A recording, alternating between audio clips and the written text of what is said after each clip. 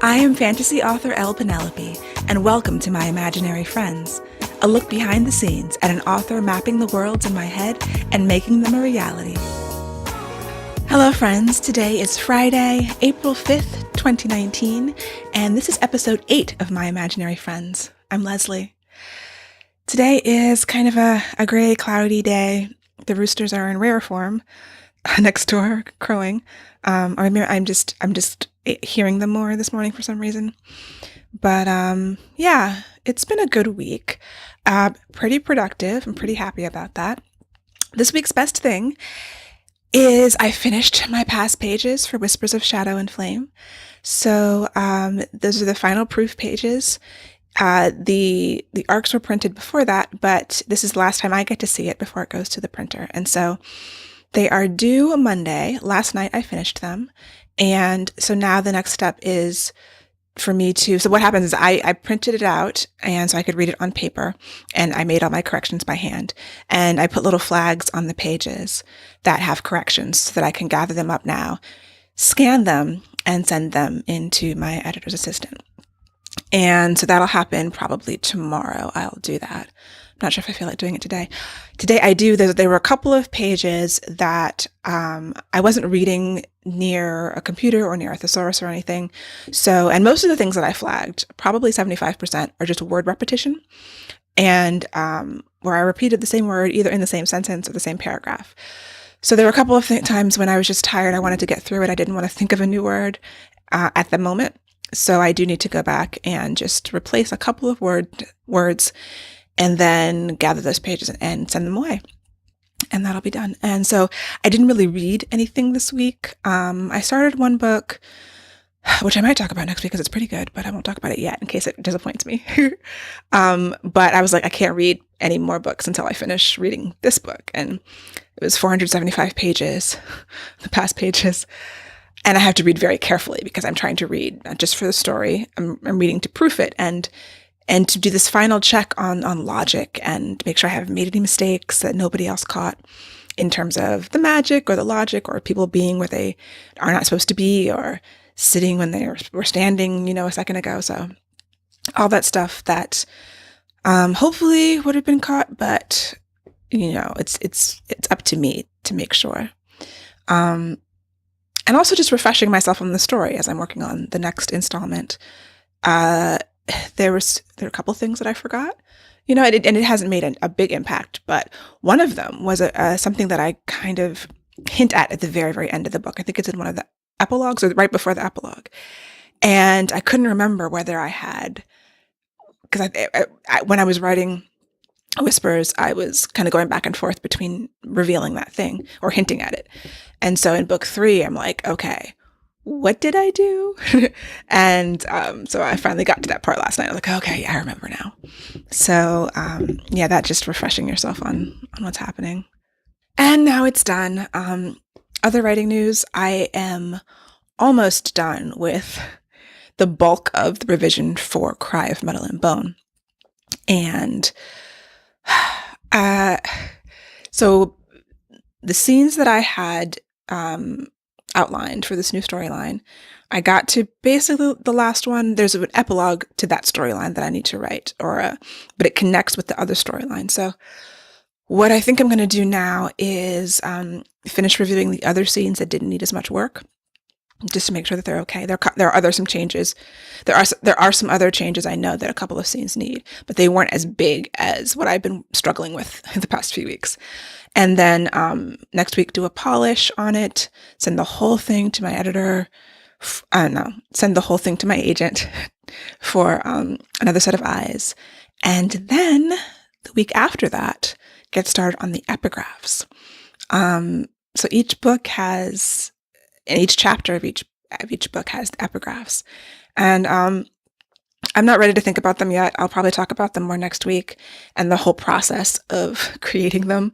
But they're, it's going to take me a good 2 weeks to write the epigraphs for each chapter. And I have to do it last because my chapters are constantly changing. I'm always in awe of authors who know what their chapters are up front, who outline in chapter form. I outline in scenes and POVs.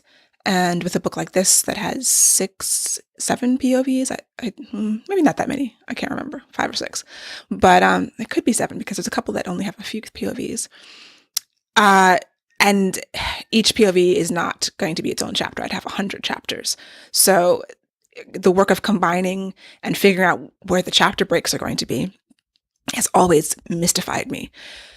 The self-published version of Song of Blood and Stone, I think had 11 chapters. And then, because what happened was, it had more. And then I think my copy editor was like, oh, these chapters are too short or something. Somebody, or maybe it was a beta reader, somebody said something about the chapters. At the last minute, I combined all these chapters. And then, of course, someone said that chapters are so long. So the St. Martin's version has something like 52 chapters, the hardcover. And then the expanded edition, I can't remember how many chapters there are, but I was just going back and forth about where they should break, how long they should be. Should I try for length? But then you want to end each chapter so that you have to turn the page, there's just so much to think about. And it's not natural to me. It's like, well, the chapter could be here or could be here. And so I have to make those decisions. And since each chapter has an epigraph, and I need to know how many epigraphs I have to write, because they are, in the first book, in each book, they're going to be from a fictional book in the universe. So in Song of Blood and Stone, they're from collected folk tales. It's a book of folk tales, and each individual folk tale starts, and they're very short, starts a chapter. In book 2, what are they? Oh, yes. I just finished reading this book. In Whispers, they are from a book that one of the main characters finds in the story. And so she's reading it throughout, and they're pieces of that. And they actually tell a story. And they were really fun and really hard to write. And I'll probably talk about more about them later. But I haven't quite figured out what the epigraphs are going to be for Cry of Metal and Bone. I have an idea. I'm not sure if it's a good idea yet. And so over the next week, as I finalize the chapters and where they end, then I'll know the number, and then I'll really be able to put all of my brain power into coming up with 50 to 60, it looks like, epigraphs for each chapter. And that'll be fun. I keep reminding myself, it'll be fine. Because I'm giving myself 2 weeks. So depending on how many I have to write, it can be a little harrowing.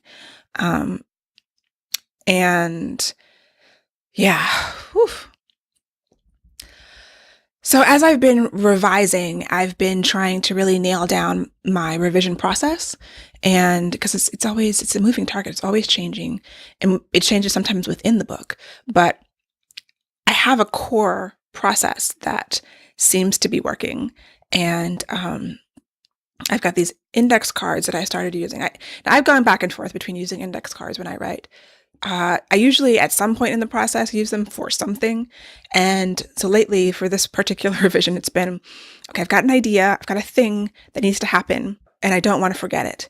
And I could put it in my notebook, I could put it in Scrivener, I could put it in a text file, I do those things. I have notes in these different places. Like Scrivener keeps most of them. But when I'm brainstorming, I like to write just in a plain text file. I use BB Edit on the Mac. And I don't want any formatting. I don't want fonts, sizes. I want text and maybe some dashes for bullet points, but that's it. And I can just type my thoughts. I type faster than I write by hand. And so that's what a lot of times I just have these text files that I create. And then eventually I will, and it's just brainstorming. It's just brain dumping. Every idea that could possibly be, I put in these text files. But it's not a good way to be able to go back and access that information. They're really long. I just keep adding to them. And so I'll put stuff in my notebook, but then I have to flip through the pages. And so I started writing things on index cards, and then I would write what should happen in these scenes on index cards. And then I would have another index card for things that don't need a whole scene, but I can stick into another scene somewhere because I want the information to come out, but it's not enough to require its own scene. And then I started doing character cards sometimes when I want to remember certain things about the character. And all of the character information is in my Scrivener file in the character folder. But I want a shorthand because I can go back and forth. But if I spread a few index cards on my desk in front of me as I'm writing, it's just easier to see. So I have started using character cards, which have the character name, a few traits, and then like the character verb, um, and their goals and desires. So the verb, Damon Suede, is an author who is a fantastic speaker. I saw him at RWA, and then he came to the DC chapter of RWA to do a 2-day workshop, and it was amazing. And he's just super charismatic. If you ever get the chance to see him speak, it's like a thing that you actually have to experience. And so he was the first person to introduce me to the concept of characters having a verb. And so I really loved it. And I don't use it all the time, but there's certain times when I need to go back in and figure out, okay, what are they? Like, who are they? And going back to their goal and their driving force and their motivation, but going back to their verb. And so, like, for example, I believe he says Pride and Prejudice, Lizzie Bennet, her verb is to provoke. And the verb is just, they always do this thing or some aspect of this thing. So she is always provoking. And I believe Darcy's is to protect or preserve, something like that. And so you look at their actions throughout the book, and no matter what she's doing, it comes back to that verb or a synonym of that verb. And so you can break your characters down into verbs, and then you always know what they're going to do. And it's a really interesting way of thinking about characters. And so I had that information for these characters somewhere. I was like, did I choose a verb for her? Was I doing that? And I hadn't. And I was really struggling for this one character, Ella, to find a verb for her at this point, very late in writing and revising. I'm like, oh, what is she always doing? And so part of it was protecting, and part of it was yearning. And I'd have to look and see what I ended up with. But and I can customize this to my needs. So it's I can use multiple verbs, but having that in front of me, and I also write down gestures like, okay, when Jack is frustrated, when Darvin is frustrated, he rubs the back of his neck, and Ben like pinches the bridge of his nose. So each character has certain things that they do when they're feeling certain emotions. Ella cracks her knuckles when she is nervous or worrying about something, and having those spread out in front of me while I'm writing is super helpful. And the other thing I started doing with index cards, and these are all different colors. So the character cards will be one color, scene cards will be another color, and I've got white cards for kind of reference. And I've been using a version of The Story Grid by Sean Coyne, which is a great book if you're editing and revising. And it breaks down the scenes. So when I'm looking at a scene, I'm trying to break it down into its component parts, which are the desire, the inciting incident, the progressive complications, the turning point, the crisis, the climax, and the resolution. And so usually if I can't figure out all of those things, then the scene is probably not working. And sometimes a scene doesn't need to work. Like every single scene doesn't need to work, but I think 90% of them need to work in this way. And this is what Sean Coyne says, work, quote unquote, work. So as I'm going back through the fast draft and to the revision, the fast draft is not going to have all of these things. The fast draft is just a dump of what I think needs to happen. And then the revision is where I figure out all of this. I get the mechanics, I get the choreography, all of the emotion, and the deep POV and all of that stuff. And so I have kind of the definition of each of these points on these cards so that I can remember, okay, what happens in the crisis? What is that supposed to mean? And what happens at the turning point? How do you make your scenes turn? So yeah, The Story Grid is a great book for that. And I behind me on my shelf, I have my writing books. And so a lot of times I'm turning and I'm like, okay, what did he say about this? And then like 2 days ago, I had to pull out Story Grid. I pulled out Writing from the Middle by James Scott Bell and Creating Character Arcs by K.M. Weiland. And I was kind of juggling between these 3 books to figure out what needed to happen and how to make sure that the scene was structured properly and unfolding properly, in addition to all of the story stuff that has to happen in it. I need to test it. And it's kind of like QA testing. So when I My first job in high school was for a software company. And then my job in graduate school was also for a software company. And I did support. I was tech support. But I also did some QA testing. And it's quality assurance testing on software. It's just basically beating it to make sure it doesn't break or to see what the faults are. And I find myself kind of QA testing my scenes when I revise, which is, in this, which is, okay, what's the character want? What is the desire, which is the first step of, I'm not even sure desire is in StoryGrid. I think I did a sort of Frankenstein cobbling together of things from StoryGrid and things from other places, but goal, motivation, conflict, which is something, learning about that changed my life in terms of writing. And the goal is the desire of the scene. Like, a character has to have a strong goal. They have to want something.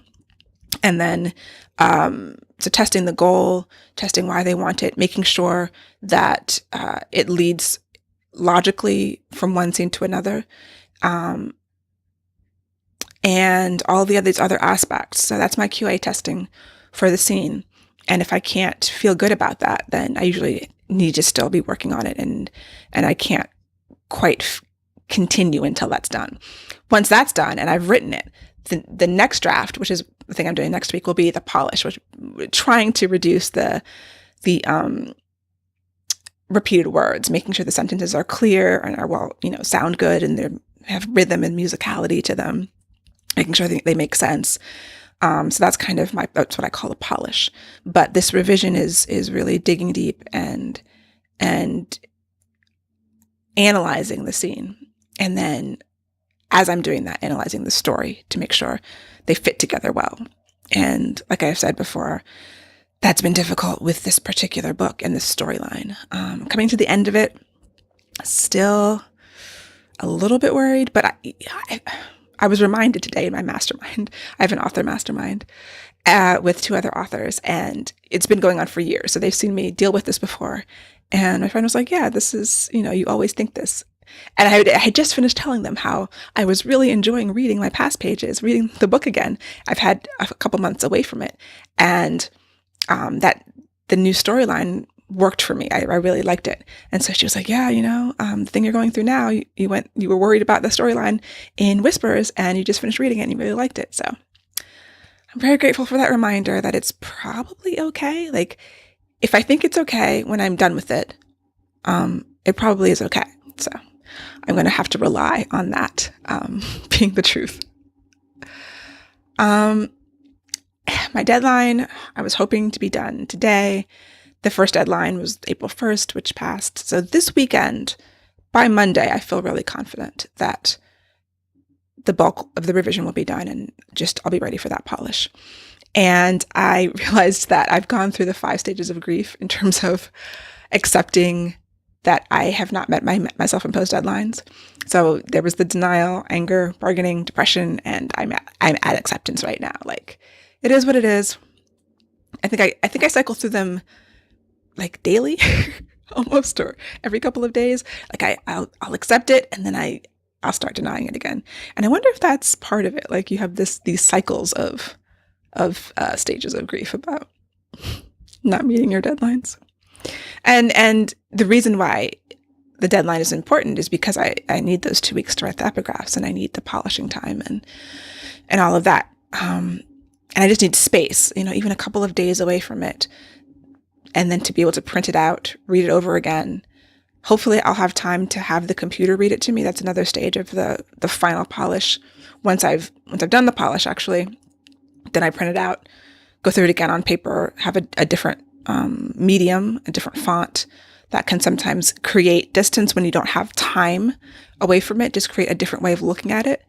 And having it read back to me by the computer also helps. And some authors will read it out loud. My voice does not last that long. So, and it's very uncomfortable to read 130,000 words out loud. I don't know how I could do that. So, many props to audiobook narrators and people who narrate their own books, my throat hurts just thinking about that. So those are the steps that I'm going to be going through as I complete this and get ready to turn it in May 1st. I feel good about that, though. Like, I've gone through all these struggles about will this book be ready and will it be okay? And now I guess I'm at acceptance. It'll be what it'll be. And I think it'll be good because I do feel lighter about it. I'm looking forward to this process and to moving on to the next thing. And the book's coming out eventually, whenever that is. I will be working on book 4 by the time book 2 comes out. I was doing my preliminary schedule for book 4, and October 1st, Whispers comes out. By October 1st, I need to be basically done with a clean draft of book 4 and have people starting to read it, because it is due at the beginning or February of 2020. And that's a little bit scary because I having the feedback is good. The prevailing wisdom in the indie author community is, if you're a brand new author, write 3 books before you release one so that you can do a rapid release, and so you can build momentum and engage the Amazon algorithm to start recommending your book for you. And yes, all of that is true. But if I was starting out today, I would not do that, because I really valued being able to get the feedback on book 1 before book 2 came out, or while I was working on book 2. And everything from, and this is when I was still reading reviews, but ideas of what people expected to see in the relationship were interesting to me, because it was completely different from where I was going. But I was like, it sparked something, and I didn't necessarily do that, but it did spark ideas. And criticism, constructive criticism, whenever that's available, was good. And just seeing the response, seeing how people reacted to it, I think did something. So I find it difficult to advise a brand new author to write 3 whole books that they don't know how anyone's going to feel about them before they release one. And even moving forward, I think once you've got some books under your belt, then maybe that's good, and you have a lot more confidence in yourself. But that would be tough. That would be tough. And even now, thinking about, oh gosh, what are they going to think about book 2? And book 4 will be well on its way to being complete. But, at a certain point, you have to just write what's in your heart to write. You can't feedback only goes so far, but it's on my mind. Like, it's something I've been thinking about a lot. And really, as I'm gearing up, what is going to be a satisfying ending? Like, I know the ending. And I will tell you right now, I'm a firm believer in happily ever after. So the ending of the series is not going to destroy your heart. But will it be satisfying? That's one of the, the insecurities and fears already start creeping in right now. And also, there's a whole piracy discussion happening. And an author, I believe Rachel Kane, posted about her sales figures and how much piracy she had. Like, she's a YA fantasy author. I think she sold something like 50,000 of the first book, but it was pirated on one site 101,000 times. And by the 4th book, it only sold 7,000 copies, and the piracy was so high. And so it's natural for, the books in the series to have diminishing sales, because I think, at least in the indie world, and I'm not sure if this is true in trad, but if you have a 50% read through from 1 to 2, that's pretty normal.